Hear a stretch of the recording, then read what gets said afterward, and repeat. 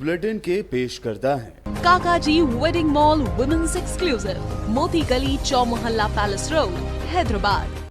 अस्सलाम वालेकुम, आदाब। मैं हूं मोहसिन और आप देख रहे हैं बीबीएन न्यूज़। आइए शुरुआत करते हैं आज के खबरनामे की और नजर डालते हैं हेडलाइंस पर। बढ़ते पेट्रोल और डीजल की कीमतों पर असदुद्दीन ओवैसी का बयान, कहा टू व्हीलर और ट्रक ड्राइवर्स के खिलाफ है मरकज की नरेंद्र मोदी सरकार।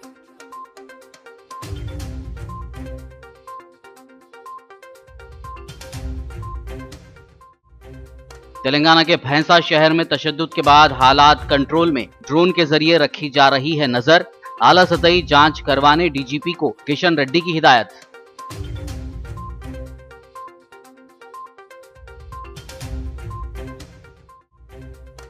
केटीआर की अपोजिशन पर तनकीदी हमले जारी, कहा रोजगार के नाम पर अपोजिशन अवाम को कर रही है गुमराह। तालीम के मैदान में भी मरकज ने इख्तियार किया इम्तियाजी सलूक।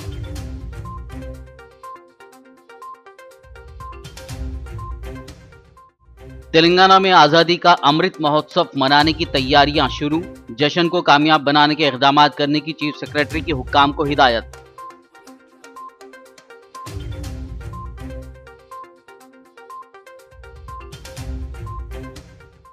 तेलंगाना वक्फ बोर्ड चेयरमैन मोहम्मद सलीम ने की चीफ सेक्रेटरी सोमेश कुमार से मुलाकात। वक्फ जायदादों के तहफ़्फ़ुज़ के मुताल्लिक़ किया गया तबादले ख्याल।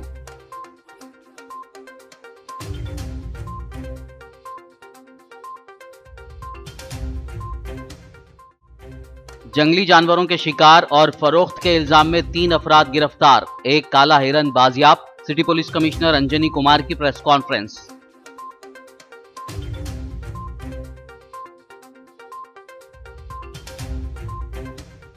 और अब खबरों की तफसील। बढ़ते पेट्रोल और डीजल की कीमतों पर बात करते हुए सदर मजलिस बैरिस्टर असदुद्दीन ओवैसी ने कहा कि मरकज की नरेंद्र मोदी सरकार टू व्हीलर और ट्रक ड्राइवर्स के खिलाफ है।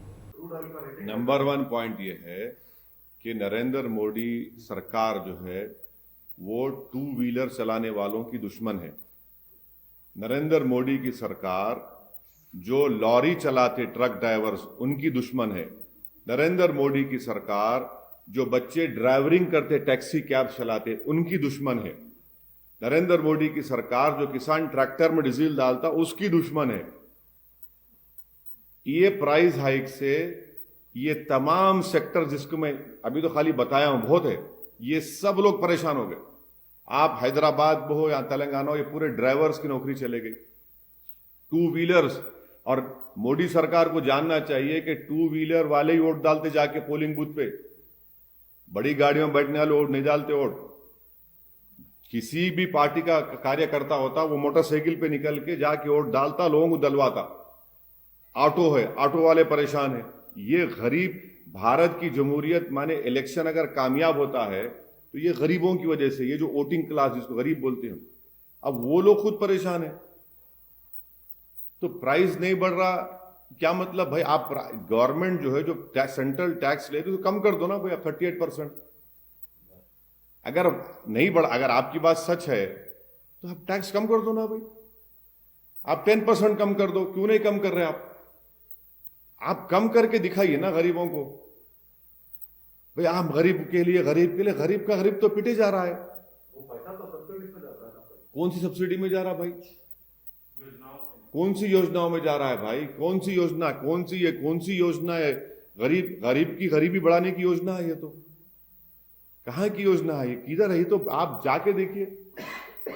आप लोगों को चाहिए कि पूरे कैमरास लेकर हैदराबाद के पेट्रोल पंप्स पर ठहर जाइए और जो पेट्रोल दिला रहा उसको बोलिए भाई साहब क्या आपकी राय है, देखिए आपको क्या बोलता है वो। पब्लिक सेक्टर के 2 बैंक्स के प्राइवेटाइजेशन के हालिया बजट में हुकूमत के ऐलान के खिलाफ 2 रोज़ा एहतजाज करने मुख्तलिफ बैंक यूनियंस पर मुश्तमिल United forum of bank unions यानी UFBUs तेलंगाना यूनिट की अपील पर 15 और 16 मार्च को हड़ताल की जाएगी। UFBUs की जानिब से दी गई बंद की कॉल के पेश नज़र बैंक्स मुसलसल 4 दिन बंद रहेंगे। 13 मार्च को सेकेंड सैटरडे की तातील और इतवार 14 मार्च को आम तातील की वजह से बैंक बंद रहेंगे। इसी तरह बैंक मुलाजमीन की हड़ताल के सबब 15 और 16 मार्च को भी बैंक बंद रहेंगे। हिंदुस्तान की आज़ादी की 75वीं सालगिरह की याद में रियासत तेलंगाना में भी आज़ादी का अमृत महोत्सव मनाने की तैयारियां शुरू हो गई हैं। वज़ीर आला केसीआर की हिदायत पर अमल करते हुए चीफ सेक्रेटरी सोमेश कुमार ने आज BRKR भवन में एक इजलास मुनक्किद किया। इस मौके पर उन्होंने इस प्रोग्राम को कामयाब बनाने के लिए तमाम तर इंतजामात करने की ओहदेदारों को हिदायत दी।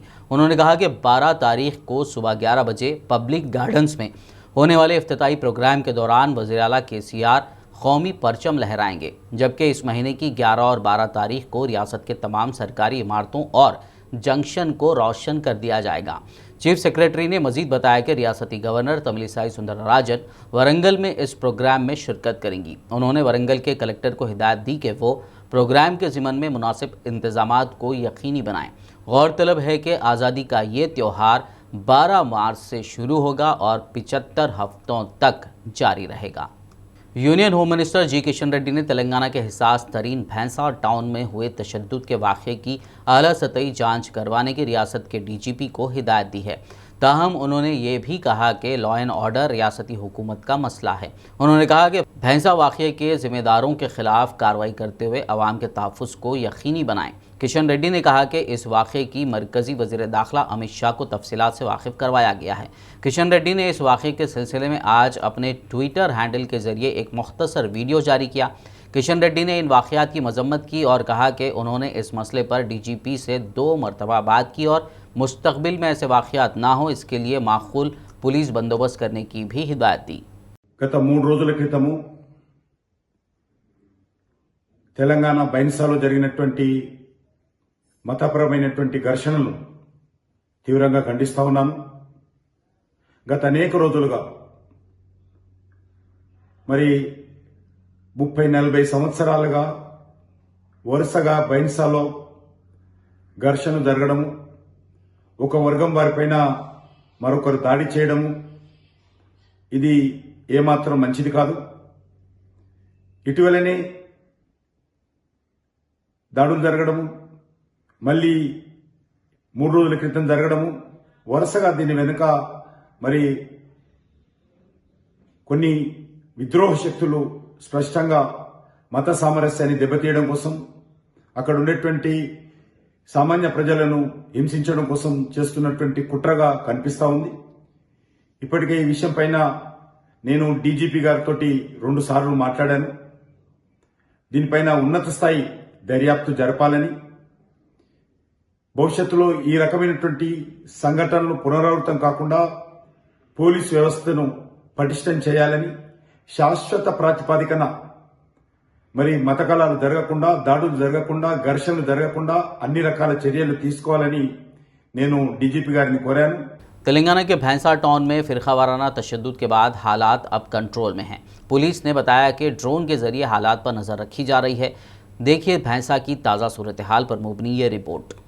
तेलंगाना के भैंसवा शहर में इतवार की रात हुए कम्युनल वायलेंस के तीसरे दिन हालात फिलहाल काबू में बताए जा रहे हैं, जबकि शहर में दफ़ा 144 लागू कर दिया गया है।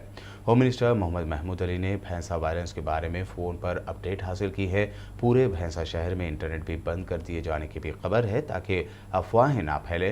इसी तरह ड्रोन कैमरों के जरिए निगाह रखे जाने की भी खबर सामने आई है। इसके अलावा सड़कें सुनसान हैं, तालीमी, सियासी और तिजारती सरगर्मियां बंद हैं। नए लोगों को पुलिस भैंसा शहर में दाखिल नहीं होने दे रही है। पुलिस CCTV फुटेज की मदद से भी वायलेंस के जिम्मेदारों को ढूंढ रही है। खबर है कि इतवार को होने वाले कम्युनल वायलेंस में अब तक 13 लोगों के जख्मी होने की बात सामने आई है, जबकि 28 मुश्तबा मुलजिमों को गिरफ्तार किया गया है। वहीं शुरुआती जांच में 6 टू व्हीलर, 2 ऑटो, 2 कार और 16 दुकानों को नुकसान पहुंचा है। इस दौरान भैंसा टाउन जाने की कोशिश करने वाले निजामाबाद के BJP MP D अरविंद को पुलिस ने हिरासत में ले लिया। निजामाबाद पार्लिमानी हल्के की नुमाइंदगी करने वाले अरविंद भैंसा टाउन में कम्युनल वायलेंस के मुतासरीन से मुलाकात करना चाहते थे। पुलिस ने उनको हैदराबाद की बंजारा हिल्स रोड नंबर 2 पर ही रोक दिया और उनको एहतियाती तौर पर हिरासत में ले लिया। हम तो तेलंगाना गवर्नमेंट को मैं पहले ही बोल चुका हूं, तेलंगाना गवर्नमेंट के लीडरशिप को बोल चुका हूं कि old Nizamabad district, old Adilabad district में पूरी तवज्जो लेने की जरूरत है। वहां पर ये ऑलरेडी मैं ऑन रिकॉर्ड बोल चुका हूं सबको। कहीं पर भी ब्रीच ऑफ पीस नहीं होना चाहिए, कहीं पर भी वायलेंस नहीं होना चाहिए। ये अच्छा नहीं है। तेलंगाना, ये भैंसा के रिसेंट 2 इंसिडेंट्स को छोड़कर ओवरऑल तेलंगाना बड़ा पीसफुल रहा है, बावजूद इसके कि कम्युनल और फैशिस्ट फोर्सेस जो है वो प्रोवोकेशन करते रहते हैं, मगर ओवरऑल पीस रहा है। तो पीस को और स्ट्रेंथन करने की जरूरत है, और यकीनन मैं उम्मीद करता हूं कि भैंसा हो या तेलंगाना हो, वहां पर अमन रहेगा और अमन और मजबूत होगा। मजलिस इत्तेहादुल मुस्लिमीन के सदर और रुकन पार्लियामेंट हैदराबाद बैरिस्टर असदुद्दीन ओवैसी ने ऐलान किया कि मजलिस तमिलनाडु की 3 सीटों पर इलेक्शन में हिस्सा लेगी। पिछले 1 साल के दौरान मुल्क भर की मुख्तलिफ रियासतों में होने वाले इलेक्शन में अपनी अलग पहचान बनाने वाली मजलिस इत्तेहादुल मुस्लिमीन पार्टी ने अब तमिलनाडु में इलेक्शन लड़ने का ऐलान कर दिया है। पार्टी सदर असदुद्दीन ओवैसी ने farmer central minister TTV Dinakaran की पार्टी AMMK के साथ अलायंस बनाया है। इसके तहत MIM 3 सीटों पर इलेक्शन लड़ेगी। दिनाकरन शशिकला के भतीजे हैं। जयललिता की मौत के बाद उन्होंने AMMK पार्टी बनाई थी। साथ ही जयललिता की सीट राधा कृष्णन नगर पर होने वाले बाय इलेक्शन में दिनाकरन ने रिकॉर्ड वोटों से जीत दर्ज की थी। जनाब दिनाकरन साहब की जो पार्टी है AMMK से अलायंस हुआ है, और तमिलनाडु के इस असेंबली के इलेक्शन में MIM पार्टी इस अलायंस में 3 सीट पर उनके साथ लड़ेगी। एक वानियमबाड़ी, एक कृष्णागिरी और एक शंकरापुरम। और साथ ही साथ हम इस अलायंस का हिस्सा हैं। हम लोग जॉइंटली इलेक्शन कैंपेन करेंगे, और हमारी 12 तारीख को चेन्नई में YMCA ग्राउंड्स पर शाम में एक पब्लिक मीटिंग भी होगी। और आज आपको मालूम होगा कि हम लोग इस अलायंस में साथ हैं, और हमारी पूरी कोशिश होगी कि तमिलनाडु की पॉलिटिक्स में जो हमेशा DMK लेड अलायंस या ADMK लेड अलायंस होता है, तो एक थर्ड ऑल्टरनेटिव के तौर पर मुझे यकीन है कि मिस्टर दिनाकरन की लीडरशिप में AMMK या AIMIM और दूसरे जो पार्टीज इस अलायंस में होंगे, हम लोग एक थर्ड ऑल्टरनेटिव बनकर तमिलनाडु की आवाम के पास जाएंगे। और मुझे यकीन है कि तमिलनाडु की जनता अपनी मोहब्बत से और अपनी आशीर्वाद से जनाब दिनाकरन साहब की पार्टी AMMK को और इस अलायंस जितने पार्टीज है उनको अपनी दुआओं से नवाजेगी। ये हमारी एक कोशिश होगी। कोरोना वायरस की रोकथाम के लिए रियासत तेलंगाना में नुमाया इक़दामात किए जा रहे हैं और वैक्सीनेशन मुहिम भी सरगर्मी से जारी है। ये बात director of medical education doctor K Ramesh Reddy ने आज मीडिया से बात करते हुए कही।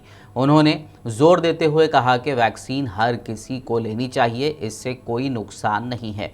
साथ ही उन्होंने कहा कि मास्क का इस्तेमाल, सोशल डिस्टेंसिंग और साफ़ सफाई का ख़ास ख्याल रखना होगा, क्योंकि एहतियात से ही इस बीमारी से बचा जा सकता है। लास्ट अपन 3-4 महीने से अपने पास तेलंगाना में, दूसरे डिस्ट्रिक्ट्स में भी, तेलंगाना के डिस्ट्रिक्ट्स में पूरा कोरोना केसेस काफ़ी कम हो गए सो है। ये इस बीच में अपने जो बगल में है सो दूसरे स्टेट्स है, महाराष्ट्र रहें दो, नहीं तो केरला और ये नीचे छत्तीसगढ़, और इसके सिवा अभी 1-2-3 दिन से अपन पेपर्स जो मीडिया में भी देख रहे कि थोड़े दूसरे स्टेट्स में भी थोड़े केसेस बढ़ रहे। ये इससे क्या है, अपने पास भी लोगों में एक हैबसी हो गई कि अरे अपने पास भी केसेस बढ़ रहे, सर का है। मगर जहाँ तक अपना डेली स्टैटिस्टिक्स देखे तो तेलंगाना में कहाँ अभी भी किधर भी केसेस का बढ़ने का तो कोई वो अभी तक तो दिखा नहीं। क्यों बोले तो हर दिन अपन स्टैटिस्टिक्स देखते डिस्ट्रिक्ट्स में कैसा हो रहा, कहीं भी नंबर ऑफ केसेस तो नहीं बढ़ रहे। लोग एक याद रख लेना कि अगर सही भी अगर केस बढ़ रहे तो आपको हॉस्पिटलों में भी भर्ती ज़्यादा होते हैं। और आज के दिन भी देखें तो आप गांधी में 50 पेशेंट है, उसी मुताबिक अपने को ये कोटी हॉस्पिटल रहने दो या टिम्स हॉस्पिटल रहने दो, काफ़ी कम पेशेंट्स एडमिट होके हैं। ये सेम हालत अपने को प्राइवेट हॉस्पिटल्स में भी है।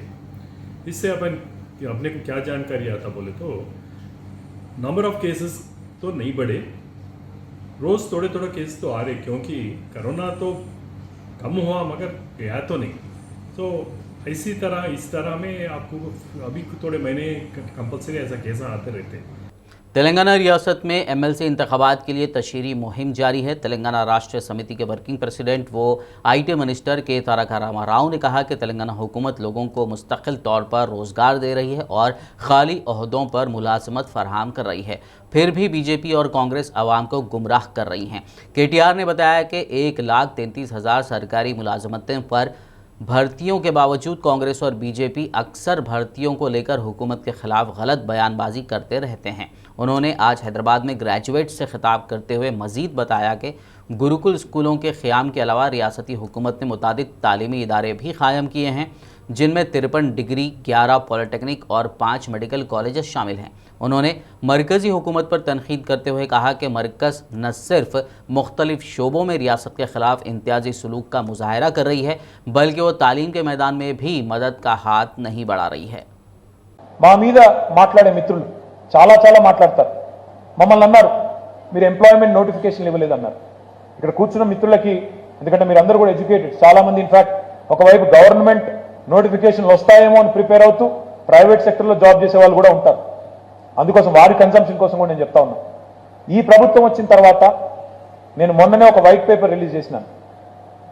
ఒక శ్వేతపత్రం విడుదల చేసి ఈ ప్రభుత్వం కేసీఆర్ ప్రభుత్వం వచ్చిన తర్వాత ఏ రకంగా గవర్నమెంట్ సెక్టర్లో తెలంగాణ పబ్లిక్ సర్వీస్ కమిషన్ ద్వారా 32,000 ఉద్యోగాలు, అదే రకంగా పోలీస్ రిక్రూట్మెంట్ బోర్డు ద్వారా ఒక 32,000 ఉద్యోగాలు, జెన్కో ద్వారా, సింగరేణి ద్వారా, ఇతర ప్రభుత్వ శాఖల ద్వారా, ప్రభుత్వ రంగ సంస్థల ద్వారా మేము 132,779 ఉద్యోగాలు, 1,32,799 మందికి యువకులకి ఉద్యోగాలు కల్పించామో లెక్కతో సహా నేను చెప్పాను. అప్పటిదాకానేమో ఒక్క ఉద్యోగం ఇవ్వలేదన్నారు మా మిత్రులు, మా ప్రతిపక్ష మిత్రులు. కానీ ఎప్పుడైతే మేము లెక్కలతో సహా బయట పెట్టామో అప్పటి నుంచి మరి మిగతా ఖాళీల సంగతి ఏందని అడుగుతున్నారు. పర్వాలేదు, అడగొచ్చు, తప్పేం లేదు, అడగకూడదని నేనేం అనట్లేదు. खबरनामे में फिलहाल लेंगे एक ब्रेक, मुलाकात होगी इस छोटे से ब्रेक के बाद।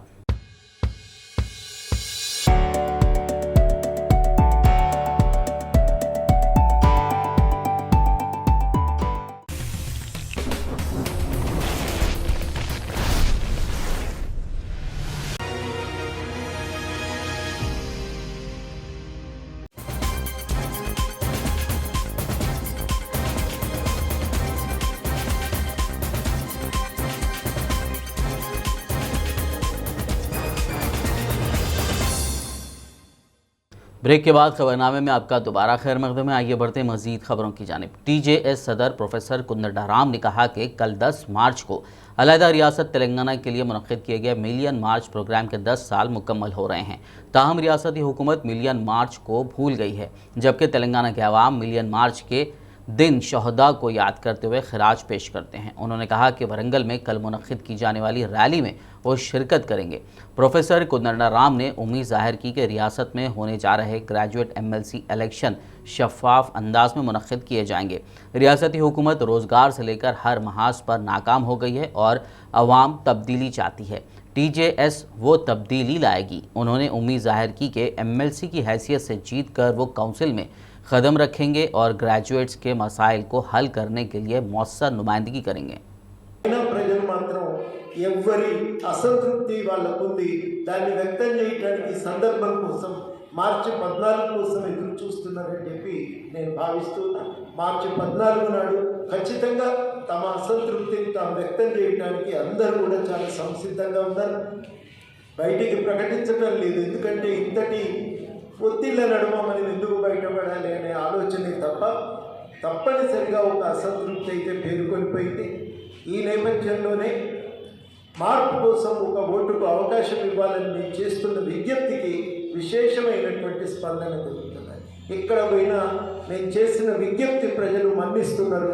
అవును సార్, తెలంగాణ కోసం కొట్లాడినాం, తెలంగాణ వచ్చినాక కూడా జయశంకర్ గారి ఆదేశాల మేరకు అభివృద్ధి కోసం కొట్లాడినాం, మీకు తెలుసు విషయాలు, ఎవరు కనబడతలేరు, కనీసం మీరున్న మాట్లాడతారు, మా గొంతు కాగలుగుతారు అనేటువంటి ఒక విశ్వాసాన్ని ప్రజలు పట్టభద్రులు ప్రకటిస్తూ ఉన్నారు. మంచి స్పందన మనకు దొరుకుతూ ఉంది. हैदराबाद रंगारेड्डी महबूबनगर ग्रेजुएट एमएलसी इंतखाबात में बहुजन लेफ्ट फ्रंट यानी BLF की उम्मीदवार तिरुमला लक्ष्मण वेमुला के हक़ में आज मुगलपुरा में वाक़ उर्दू घर में इंतखाबी प्रोग्राम मुनक़्क़िद किया गया। इस दौरान BLF के ज़िम्मेदारान और ख़ुद इंतखाबात में खिस्मत आजमा रही लक्ष्मण वेमुला ने सभी ग्रेजुएट से उन्हें वोट देकर कामयाब बनाने की अपील की। महबूब नगर रंगारेड्डी हैदराबाद से एमएलसी इलेक्शन में खड़ी हूँ। मेरे को पूरा लोग सपोर्ट करो और तुम थोड़ा सोचो। कई को बोले तो नागेश्वर राव को एक बार तुम देख के मौका दिया, मेरे को एक बार मौका दे बोल के मैं आपको अपील कर रहे। ये जो ग्रेजुएट इलेक्शंस हो रहा है ये हैदराबाद रंगारेड्डी महबूब नगर का, ये हमारा इंडिपेंडेंट कैंडिडेट है तिरुमला वेमुला लक्ष्मण गारू। ये ग्रेजुएट इलेक्शन के लिए उन्होंने ठहरे हुए, उनको हमारा BLF बहुजन लेफ्ट पार्टी लेफ्ट फ्रंट मदद दे रहे हैं। उनको हम लोग ग्रेजुएट वोटर्स को एक बोलना चाह रहे हैं। ये इसके पहले MLC था नागेश्वर राव और अभी BJP MLC रामचंद्र। हम लोग आप लोग को क्या करे नहीं करे आपको सब मालूम है। हम लोग वही आपको बोल रहे हैं, आपको हम लोग नहीं बोल सकते, आप हमारे को बोल सकते। वोट के डाल के ये कोई भी हमारा कुछ भी नहीं करे। अभी तो हमारा कौन सा पार्टी नहीं है, इंडिपेंडेंट पार्टी इंडिपेंडेंट कैंडिडेट है। रियासत में होने जा रहे ग्रेजुएट MLC इलेक्शन के ज़िमन में इलेक्शन फ्लाइंग स्क्वाड और पुलिस की जानिब से जगह जगह गाड़ियों और मशकूक अफराद की तलाशी ली जा रही है। ये देखा जा रहा है कि कहीं गैर कानूनी तरीके से रकूमात की मुंतकिली तो नहीं हो रही है। DM इमानियल है, मंगलाट पे अटैच हूँ मैं। MLC इलेक्शन के बारे में जहाँ बल्दा को अटैच हूँ, लिहाजा हर गाड़ी को चेक करना पड़ रहा, चेक कर रहा हूँ। MLC इलेक्शन है ना, उसलिए वो करेंसी ले जा रहे, कोई कुछ हथियार ले जा रहे, नाजायज़ कोई चीज़ ले गए तो ये करने का लोग तो नहीं है, चेकिंग कर रहे हैं। ऑफिसर अब तक तो पूरे मिले तो पूरे प्रूफ पूरे थे उसके बारे में, लिहाजा छोड़ दिए। तेलंगाना वक्फ बोर्ड चेयरमैन मोहम्मद सलीम ने आज चीफ सेक्रेटरी सोमेश कुमार से मुलाकात करते हुए वक्फ जायदादों के तहफ़्फ़ुज़ के मुताल्लिक़ तबादला ख्याल किया। इस दौरान उन्होंने चीफ सेक्रेटरी से ख्वाहिश की कि वो ज़िला कलेक्टर्स, म्यूनिसिपल कमिश्नर्स और पुलिस अमले को वक्फ जायदादों के तहफ़्फ़ुज़ और गैर मजाज कब्ज़ेजात को बर्खास्त करने के इक़दामात को यकीनी बनाने की हिदायत दें। वज़ीर-ए-आज़म मोहम्मद सलीम ने मीडिया से बात करते हुए इस मुलाकात की तफसील बताई। आज जो है चीफ सेक्रेटरी साहब से मुलाकात हुई और अल्लाह के करम से जितने कलेक्टर्स है तेलंगाना स्टेट में, जहाँ जहाँ वफलैंड है, CM साहब खुद जो है सेक्शन 15 के तहत असेंबली में, इससे पहले भी CM साहब असेंबली में बोले, पूरे कलेक्टर को इंस्ट्रक्शन दिए और चीफ सेक्रेटरी साहब को भी मालूम है कि वफ प्रॉपर्टी ऑलवेज वफ रहती। 67,000 एकड़ लैंड है हमारी वफ की और धरानी पोर्टल में भी जो है ना हमारी वफ प्रॉपर्टी को इंक्लूड करना है, क्योंकि तकरीबन लैंड माफिया जो है इसमें सरगर्म है। तो कलेक्टर्स से भी मेरी अपील है और हम चीफ सेक्रेटरी साहब से भी नुमाइंदगी करें कि वफ प्रॉपर्टी ऑलवेज वफ रहती है और ये 15 जियो के तहत सेक्शन 22 के तहत जो है इसको ऑटो लॉक करने का जो है हमारे KCR साहब ऑलरेडी असेंबली में बोल चुके हैं और उसको जो बोलते हैं KCR साहब उसको इम्प्लीमेंट भी करते। थोड़ा लेट होता मगर बराबर होता। और आप लोगों से मेरी अपील है कि कलेक्टर से भी जो है ना मैं चीफ सेक्रेटरी साहब से भी नुमाइंदगी कराऊं कि चीफ सेक्रेटरी साहब से ये नुमाइंदगी है कि पूरे कलेक्टरों को बुला के एक मीटिंग लेके जो है ना इंस्ट्रक्शन दीजिए, क्योंकि वक्फ प्रॉपर्टी को लापरवाही नहीं कर सकते। और तेलंगाना गवर्नमेंट KCR साहब की गवर्नमेंट में वक्फ प्रॉपर्टी बचाना बोल के इंडिया में सबसे पहला इकदाम उठाने वाले KCR साहब है और KCR साहब की सपोर्ट से हम लोग जो है ना ये वक्फ प्रॉपर्टी को प्रोटेक्ट करने का पूरा काम कर रहे हैं। पुलिस, रेवेन्यू और पूरे ऑफिसर्स, वक्फ के ऑफिसर्स, CO वगैरह सब मिलकर, बोर्ड मेंबर्स सब हम लोग मिलकर जो है ना वक्फ प्रॉपर्टी को कैसा प्रोटेक्ट करना बोल के हम लोग डेली प्लानिंग में है, पूरे मीटिंग्स भी ले रहे हैं हम। आदिलाबाद कांग्रेस सदर साजिद खान ने एजेंसी में रहने वाले दलित किसानों के हुकूक के लिए एजेंसी शेड्यूल्ड कास्ट फार्मर्स मुत्तहिदा फोरम के ज़ेर एहतमाम आदिलाबाद कलेक्ट्रेट के रूबरू जारी भूख हड़ताल की हिमायत का ऐलान करते हुए धरने में शिरकत की। बाद मीडिया से बात करते हुए उन्होंने किसानों को दलित बस्ती के तहत 3 एकड़ अराजी और मुख्तलिफ मसाइल के हल का हुकूमत से मुतालबा किया। जमीयत उलमा हिंद के रियासती मुबस्सिर मौलाना मुसद्दिकुल कासमी ने आज आदिलाबाद का दौरा करते हुए रियासत तेलंगाना के तहत जमीयत उलमा आदिलाबाद यूनिट की ज़िला बॉडी की तश्कील अमल में लाई। इस सिलसिले में जमीयत के दफ्तर वाक़े कोलीपुरा में एक इजलास मुनक़्क़िद किया गया। इजलास में ज़िले के मंडल जात और शहर मुस्तखर के उलमा व हुफ़्फ़ाज़ ने शिरकत की और तमाम की इत्तेफ़ाक़ी राय से हाफिज़ अबू बकर हामिद को ज़िला सदर मुंतखब कर लिया गया। आज की इस तारीख़ के अंदर ज़िले आदिलाबाद की जमीयत के नई तश्कील के लिए हाज़री हुई। अल्हम्दुलिल्लाह जमीयत उलमा जो पूरे मुल्क की पासबानी का काम करती है और 100 साल तारीख़ अपने अंदर रखती है और जिस जमीयत ने इस मुल्क के लिए आज़ादी से लेकर आज तक मिली रिफाही समाजी मुख्तलिफ़ खिदमात में अपना एक बहुत सुनहरा नाम रखती है, उसकी एक यूनिट ज़िले यूनिट रियासत तेलंगाना के तहत ज़िले आदिलाबाद है। अल्हम्दुलिल्लाह यहाँ पर पूरे मंडलों के तकरीबन मंडलों के उलमा हुफ़्फ़ाज़ और वहाँ के मुंतज़िमा जुड़े और बाइत्तेफ़ाक़ आरा हमारे आदिलाबाद के बहुत ही ज़्यादा बुज़ुर्ग और क़दीम उस्ताज़ुल असातिज़ा हाफिज़ अबू बकर साहब को सदर मुंतखब किया गया। इसी तरह नायब सदूर के अंदर मुफ्ती मुस्तफ़ा साहब और मौलाना अब्दुल रहीम साहब को, जनरल सेक्रेटरी के एतबार से मौलाना असलम नदवी साहब को और क़ाज़ी हमारे हाफिज़ अब्दुल जब्बार साहब को मुंतखब किया गया। बकिया अरकान इंशाअल्लाह ये कमेटी बाद में मुंतखब कर लेंगी और उसमें लिहाज रखेगी हर मंडल से अरकान आमिला को उसमें मुंतखब करें। पुराना शहर हैदराबाद में शादी के दिन शादी खाने को दूल्हा नहीं पहुंचने के वाक़े में आज नया मोड़ सामने आया है। दूल्हे के घर वालों ने दुल्हन वालों की जानिब से तमाम इल्ज़ामात को बेबुनियाद करार दिया। तफसील के लिए देखिए ये रिपोर्ट। शहर हैदराबाद के बंडलागुड़ा इलाके में वाक़े नैन फंक्शन हॉल में 8 मार्च को शादी मुकर्रर थी। ताहम खबरें सामने आई कि मुबैना जहेज का मुतालबा करते हुए दूल्हा शादी के लिए शादी खाना नहीं पहुंचा। दुल्हन के रिश्तेदारों ने पुलिस में शिकायत दर्ज करते हुए दूल्हे वालों पर इल्जाम लगाया था कि जहेज की मांग करते हुए शादी के लिए बारात नहीं पहुंची। भाई अजमत में आगे क्या करें, रिश्ते की बात करें हमारे घर पे आके, तो हम लोग बोले देखो भाई अभी ये करना नहीं है, हमको करना नहीं है बोले हम लोग। तो उन्होंने बोले कि नहीं भाई 5-6 साल से हम तुम्हारा देख रहे हैं, तुम हमको पहचानते, हम तुम्हारा पहचानते, हमको रिश्ता करना है तुम्हारे घर से बोलते। हम लोग बोले देखो भाई सोच के बोलते उन्होंने क्या करे, हर 4 दिन में एक दफ़ा आ रहे थे, हर 4 दिन में एक दफ़ा उनके वालदा को, वाली साहब को, भाइयों को ले लेके आ रहे थे, बहनों को ले लेके आ रहे थे। तो हम बोले देखो भाई ठीक है रिश्ते की बात करना है, बात करेंगे। बोले क्या करें, वाली साहब को हम भी बिठा के बोले ठीक है रिश्ते की बात करेंगे, 1 साल भर का टाइम दियो। तो उन्होंने बोले कि नहीं भाई अर्जेंट करना है हमको बोल के, बोले बहन की बात है मेरी। तो मैं बोला भाई ठीक है वो बात कर रहे हैं तो देखेंगे बोल के। मैं क्या करा 5-6 महीने का टाइम दियो भाई। बोल तो नहीं हमको अर्जेंट करना है। बोल तो अर्जेंट कितने दिन में बोल, तब से हम 2 या 3 महीने 2 महीने की बात करें। तो ठीक है भाई हमारे से जो हो सकता देते, अगर कम पड़ा तो कुछ भी शादी के बाद देते बोल के बोले। हम ज़रूरत से ज़्यादा सामान मेरे घर में पड़े हुआ है, अभी बताता हूँ मैं आपको कि ऐसे हरकतें करे उन्होंने करके क्या बोल रहे हैं।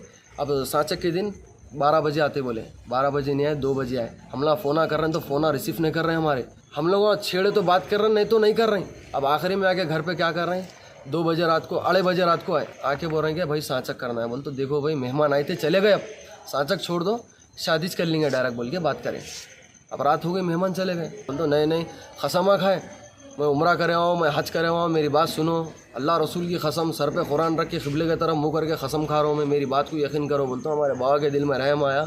बाबा बोले कि ठीक है आदमी इतने खसमा खा रहा, बात ईमान पे आ गई, कर देंगे भाई बोल के हम लोग राज़ी हो गए। आर्डर दिए शादी खाने का आर्डर दिए, फिर पकवान चालू करें हम। 11 बज गए, 12 बज गए, इंतज़ार करें। आखिरी में फ़ोन करके बोल रहे हैं नहीं भाई मेरे को रिश्ता नहीं करना है। बोल तो कौन सी बात भाई बोलो, शादी खाना बुक हो गया। स्लिप है उनकी बस्ती में क्या रुखा है। उनकी बस्ती में क्या बोल रहे हैं? उनकी बस्ती में क्या बोल रहे हैं? दूल्हे का नाम असमत है, दुल्हन के वालिद साहब मर गए, बोलते ये मेरे वालिद साहब है, देखो ये मेरे वालिद साहब है, दुल्हन के वालिद साहब मर गए बोल के अफवाह उठाए, उनकी बस्ती में उन्होंने अफवाह उठा दिए। दूसरी जानिब दूल्हे के घर वालों ने इन तमाम इल्जामात को बेबुनियाद और झूठ करार दिया। उनका कहना है कि शादी के लिए तमाम तैयारियां मुकम्मल कर ली गई थी, बल्कि शाम 5 बजे दूल्हे वाले खुद शादी खाना पहुंचकर गलत फहमियों को दूर करते हुए शादी की पेशकश की, जिसका उनके पास वीडियो भी है। ताहम दुल्हन वालों ने बात करने से मना करते हुए शादी से इनकार कर दिया। 8-10 जने आदमी आए हुए हैं, बात करेंगे क्या है क्या नहीं। उन्होंने घर की इज्जत का सवाल है, बच्ची का भी सवाल है, तुम्हारा भी नुकसान है, हमारा भी नुकसान है, वो बात करने के वास्ते आए। 4 जने बड़े लोग आए हुए हैं। हाँ, अब दामाद को कल गला पकड़े गए थे, ढकल दिए गए थे, ऐसा क्या दामादों को इज्जत देते क्या? आगे ऐसा होता क्या? ये कि क्यों ऐसा कर रहे हैं, आगे भी ऐसी करते हैं या रिश्ता करेंगे नहीं करेंगे, होगी वो बात से आए हुए लोग। चलो भाई जान लो, खत्म हो गए, 1-2 बोल दिया ये तो बोलो बोला तो इंतजाम पूरा कर लेते अपन। आप देखें मेरे 7 बहनों की शादियाँ कर रहे हैं, 7 बहनों की शादियाँ कर रहे हैं, ये देख रहे हैं। बेशक करने के वास्ते आए, आपका नहीं लड़ने के वास्ते नहीं आए। लड़ने आते तो सीधा घर को आते थे, सीधा घर को जाते थे। लड़ने आते तो जान दो ठीक है। दूल्हे के रिश्तेदारों ने इस मामले में अदालत से रुजू होने की भी बात कही। उन लोग सरासर झूठ बोल रहे हैं। हम लोग शादी खाने को नहीं गए बोल के उन लोग 2 बजे फ़ोन करके बोले पीर के दिन 2 बजे 8 तारीख के दिन 2 बजे नहीं 4 बजे दूल्हा गया। उन लोगों बोले 2 बजे फ़ोन करके नहीं कैंसिल बोले तो नहीं ऐसा कैसा होती, हमारी इज़्ज़त की बात है, इज़्ज़त की बात है हमारी, कैंसिल कैसा हो सकती बोल के रुखे छप गए।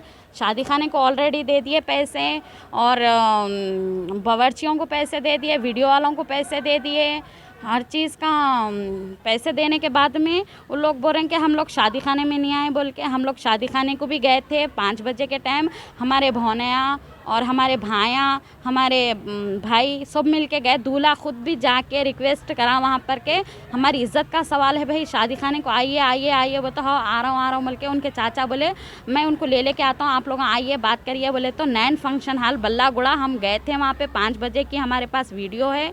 जाके हम उनको फ़ोन करे, दुल्हन के वालिद को फ़ोन करे तो उन्होंने बोल रहे हैं नहीं शादी कैंसिल, हम नहीं देना चाह रहे हैं, शादी नहीं करना चाह रहे हैं, कैंसिल शादी बोल के बोल रहे हैं। तो दुल्हन के चाचा खुद बोल रहे हैं जान दो भाई हमारे से गलती हो गई, हम माफ़ी चाहता हूँ, भाई हमारा पागल है, भाई की तरफ से मैं माफ़ी चाहता हूँ।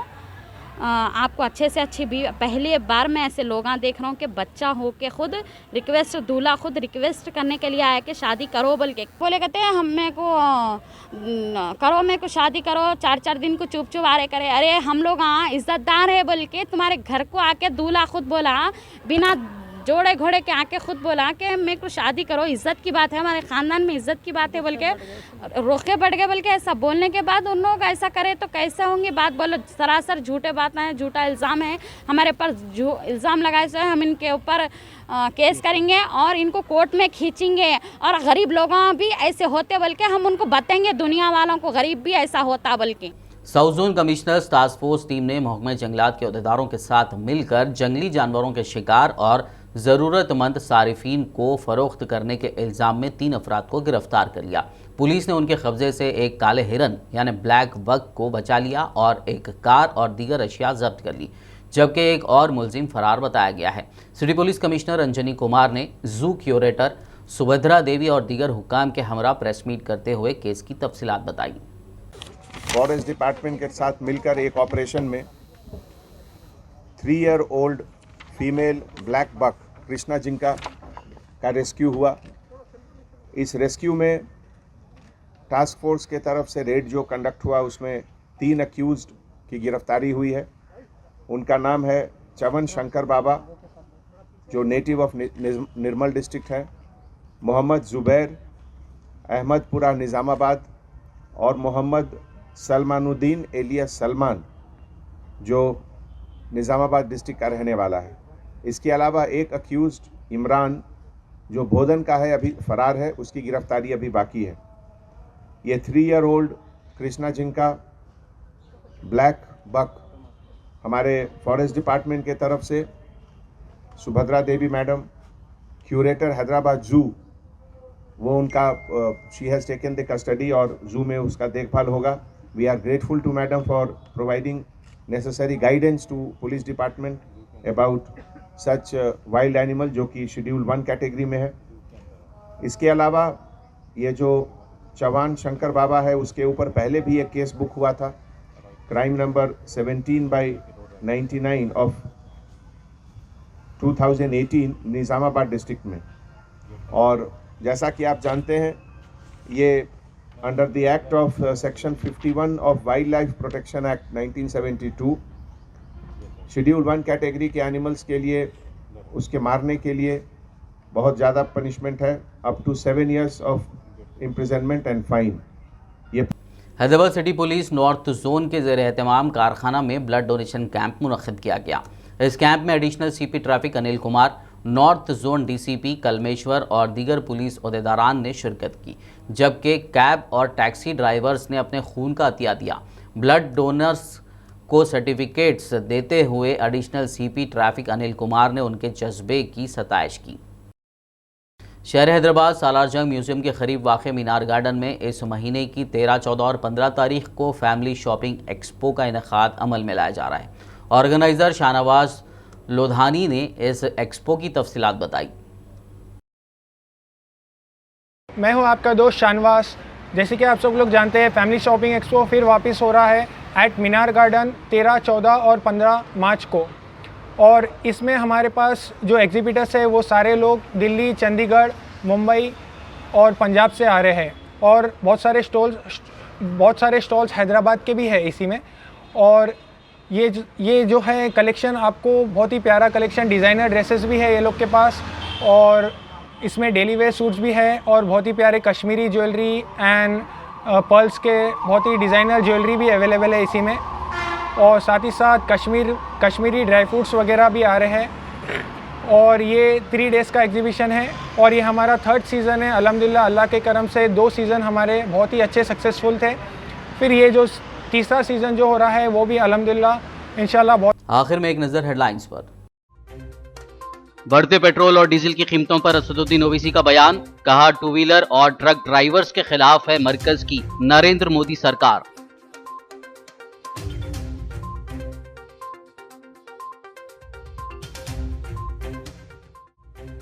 तेलंगाना के भैंसा शहर में तशद्दुद के बाद हालात कंट्रोल में, ड्रोन के जरिए रखी जा रही है नजर. आला सतही जांच करवाने डीजीपी को किशन रेड्डी की हिदायत.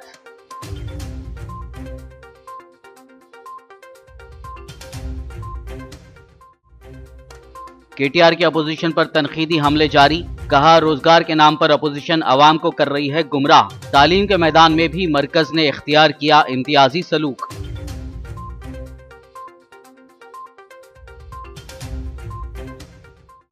तेलंगाना में आज़ादी का अमृत महोत्सव मनाने की तैयारियां शुरू. जश्न को कामयाब बनाने के इक़दाम करने की चीफ सेक्रेटरी की हुक्काम को हिदायत.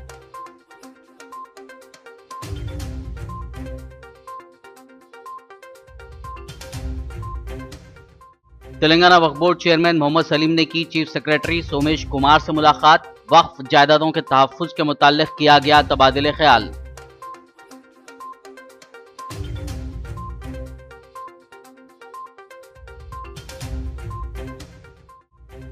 जंगली जानवरों के शिकार और फरोख्त के इल्जाम में 3 अफराद गिरफ्तार. एक काला हिरन बाजियाब. City police commissioner Anjani Kumar की प्रेस कॉन्फ्रेंस.